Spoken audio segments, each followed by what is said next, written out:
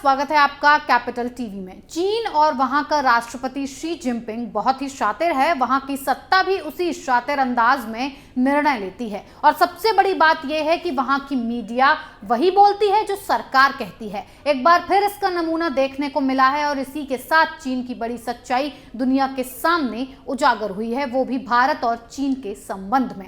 इस रिपोर्ट को देखिए।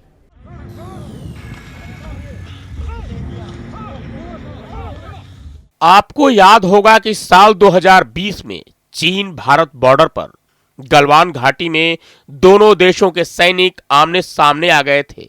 दोनों तरफ के सैनिकों में झड़प भी हुई थी।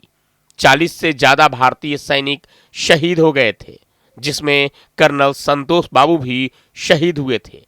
वहीं इस मामले में चीन का कहना था कि उसके किसी भी सैनिक को कोई क्षति नहीं पहुंची है, सिर्फ भारतीय सैनिक ही शहीद हुए हैं। पूरी चीनी मीडिया यही बात कहती रही।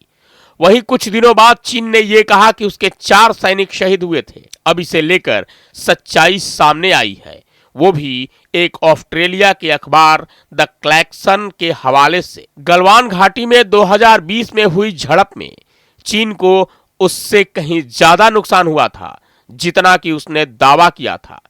झड़प के दौरान कई चीनी सैनिक तेज धारा वाली गलवान नदी पार करते हुए अंधेरे में डूब गए थे।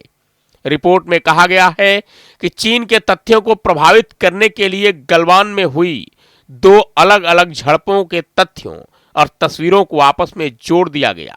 ऑस्ट्रेलिया के अखबार द क्लैक्सन ने स्वतंत्र सोशल मीडिया रिसर्चरों की टीम बनाई थी और तथ्यों के आधार पर रिपोर्ट छापी है कि 15 जून को अस्थायी पुल के निर्माण को लेकर भारत और चीनी सेना में झड़प हुई थी।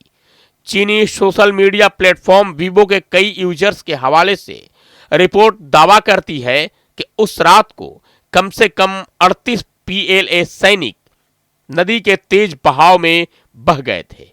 हालांकि चीन ने बाद में इन पोस्टों को डिलीट करवा दिया था।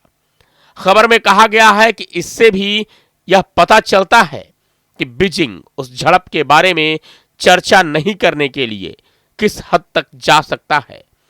सुरक्षा कारणों से रिसर्चरों का नाम उजागर नहीं किया जा सकता है, लेकिन उन्होंने जो पता लगाया उससे गलवान की घटना पर बड़ा खुलासा हो गया। साथ ही चीन के बड़े झूठ का पर्दाफाश भी हो गया। आपको बता दें कि भारत और चीन के बीच लद्दाख समेत कई इलाकों में बॉर्डर विवाद को लेकर तनाव हमेशा रहता है। दोनों पक्षों के बीच अब तक 14 दौर की वार्ता हो चुकी है, लेकिन किसी नतीजे पर नहीं पहुंचा जा सका है। दोनों देशों ने आपस में मसला सुलझाने की बात कही है और किसी भी तीसरे पक्ष के हस्तक्षेप का विरोध किया है। चीन अपनी सच्चाई छुपाने के लिए और दुनिया को झूठ परोसने के लिए किस हद तक जा सकता है, इसका अंदाजा नहीं लगाया जा सकता। सच्चाई ये है कि चीन में जिनपिंग की तानाशाही चल रही है और यहाँ राष्ट्रपति के अलावा किसी की जान की कोई कीमत नहीं है। तो भला सैनिकों के जान की परवाह चीन क्यों करे? वहीं इसके ठीक उलट भारत में सैनिकों को मां भारती का संतान कहा जाता है। उनकी शहादत को भला छिपाया कैसे जा सकता है? इस खबर में फिलहाल इतना ही। बने रहिए कैपिटल टीवी के साथ। जय हिंद।